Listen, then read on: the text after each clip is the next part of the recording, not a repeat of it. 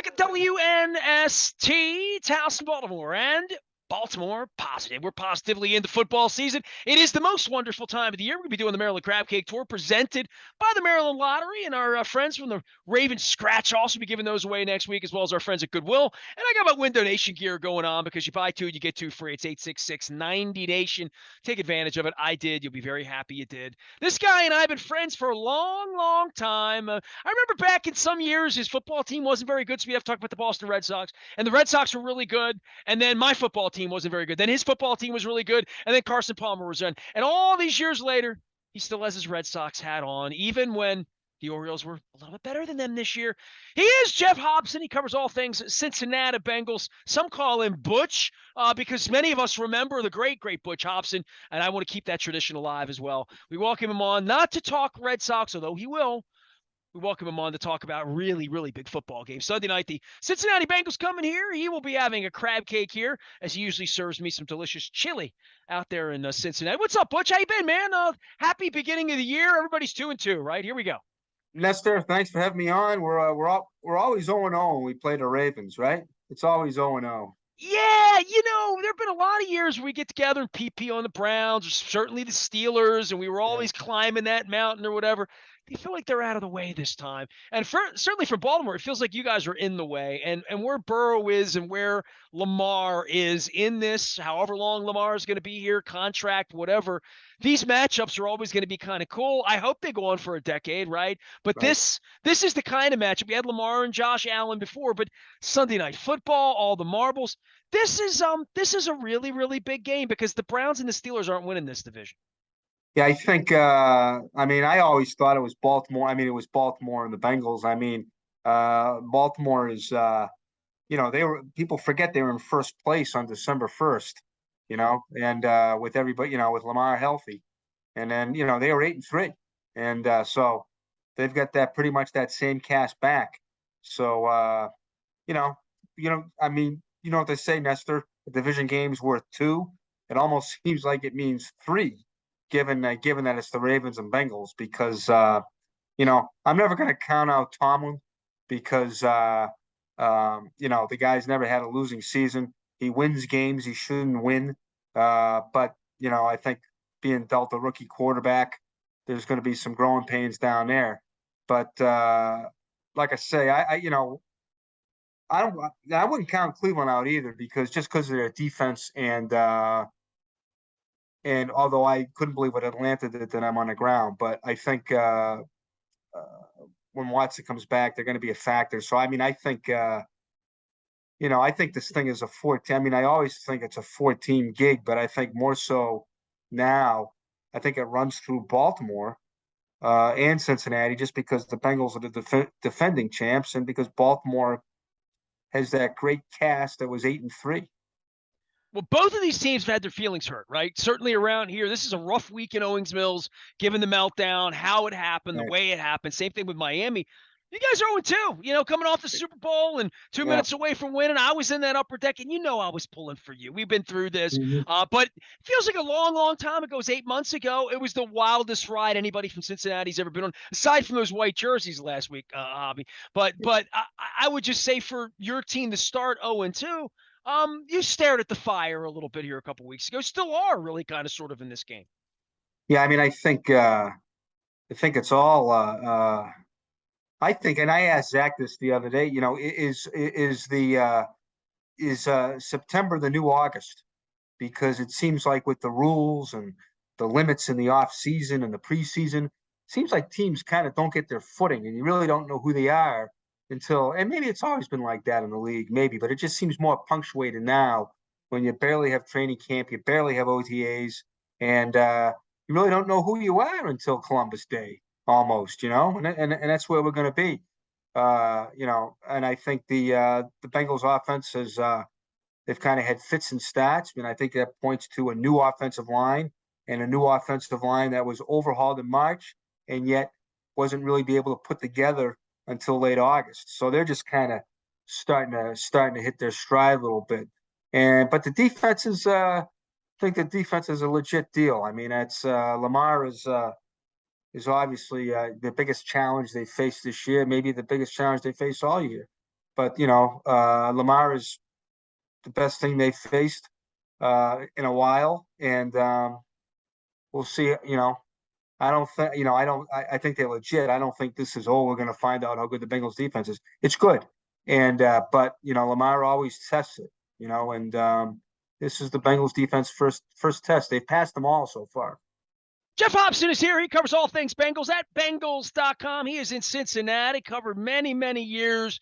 Let's talk about the Super Bowl run a little bit, Joe Burrow. And you mentioned this preseason thing. Certainly doesn't help you when your quarterback has an appendicitis. Right. You can't get the offensive line on the field. Nobody's playing their guys in the preseason to begin with.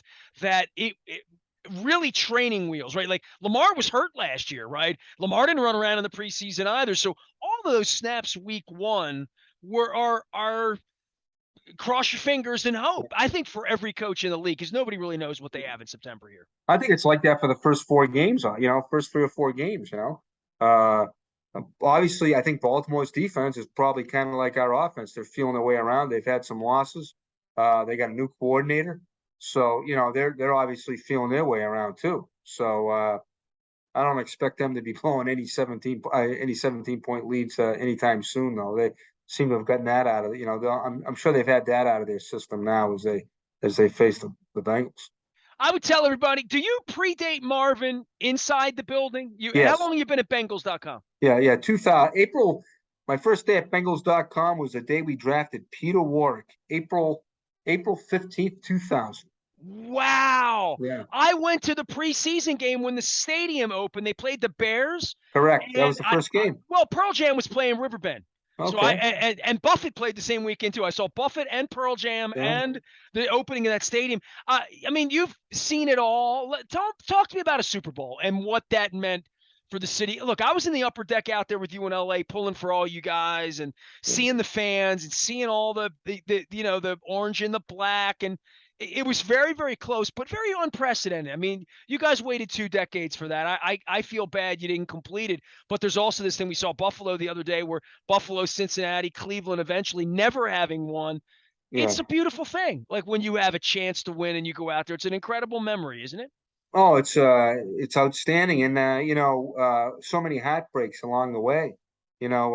People like to criticize Marvin. The man went to 7 playoffs in 16 years. He went to 5 in a row. Won that division 4 times. Arguably the toughest division of football when he did it.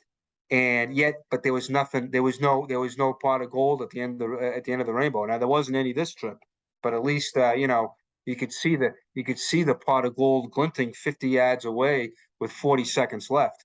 And I think of during that run, I thought of Marvin, I thought of Carson, I thought of Chad and TJ and Willie Anderson and all the great players that never got a sniff at the thing.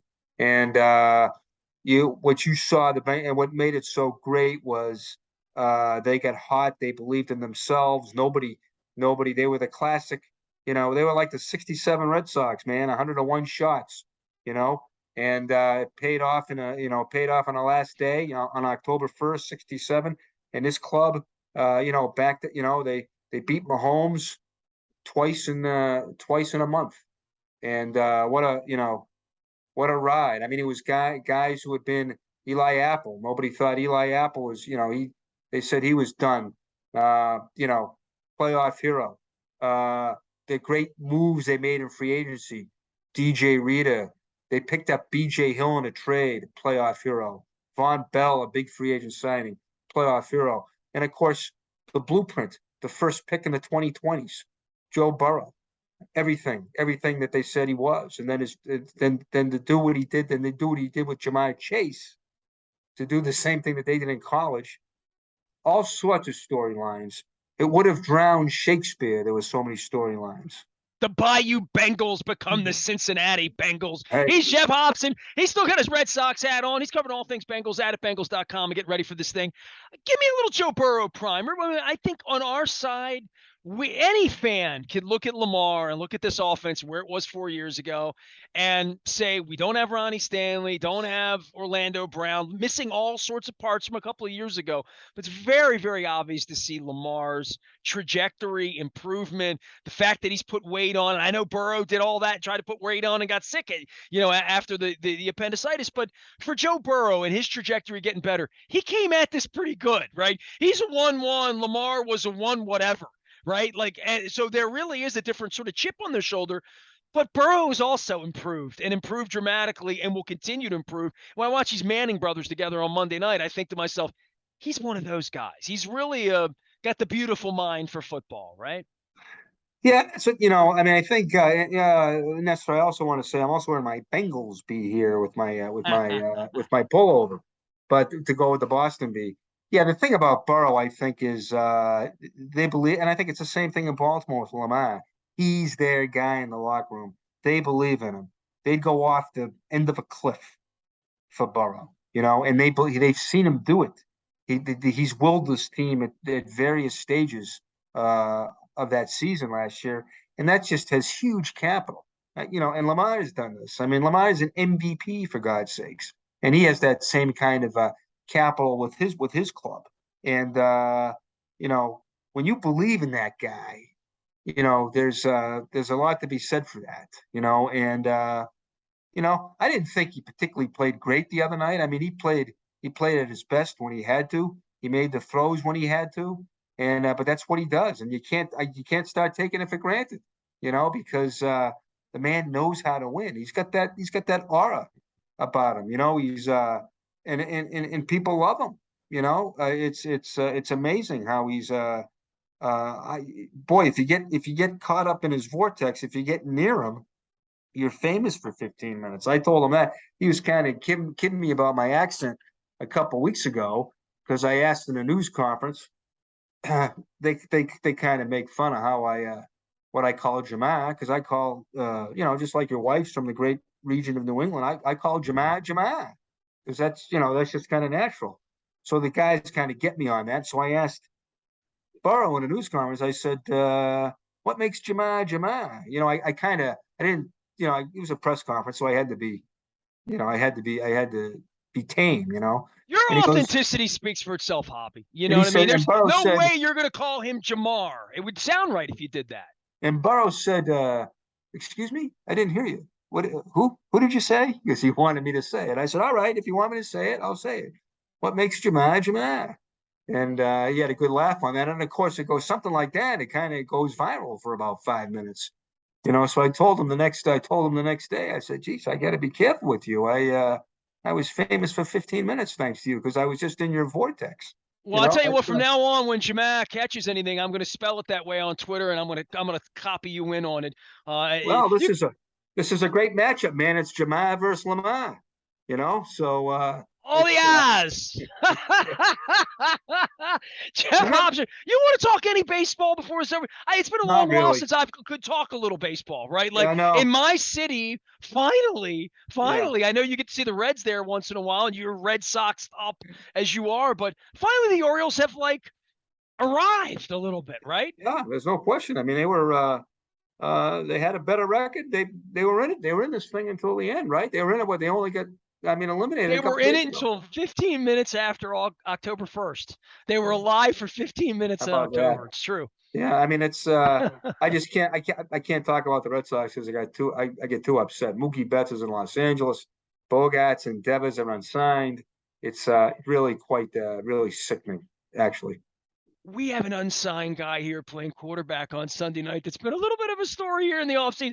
I mean, can you imagine if the Bengals get to that point, right? I mean, you guys have lost quarterbacks. The Carson Palmer story is kind of famous.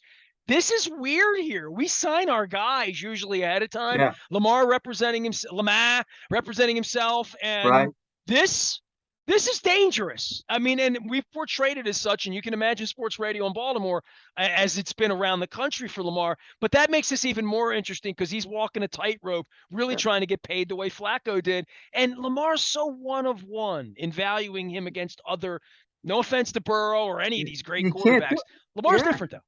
There's no question. He is a unique guy. he, as much as anybody, changed the game. I mean, and I thought, he's well coached by a former Bengals receivers coach James Urban. He's well coached. I think Roman does a great job with that run game.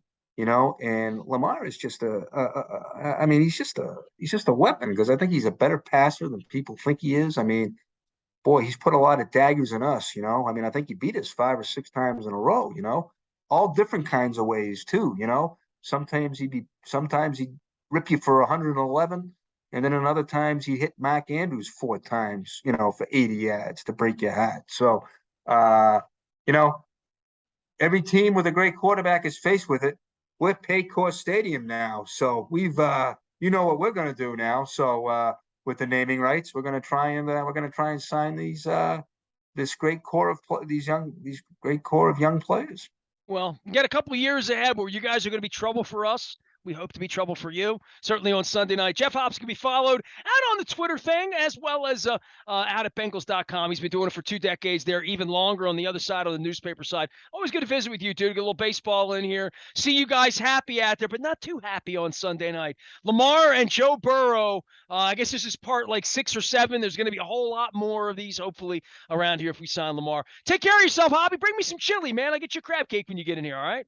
Nestor, I consider it an honor to have talked to you and also an honor to cover Lamar versus Burrow. That's one you can tell your grandkids about. Well, now that the baseball team's good again, I may call you for a couple of those Red Sox Orioles things, and we'll do a little spring ball too. But our paths will cross sometime between now and the Super Bowl. And this is the kind of matchup that if you both make the playoffs, this puts the game in Cincinnati instead of in Baltimore in January, much like that Buffalo game last week. So all these conference and certainly the division games on fire. Rest up, Hobby. We got a football game on Sunday night. Be well, all right?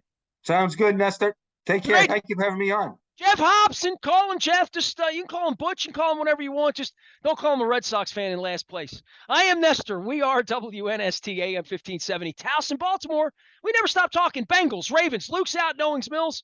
We got you covered at BaltimorePositive.com.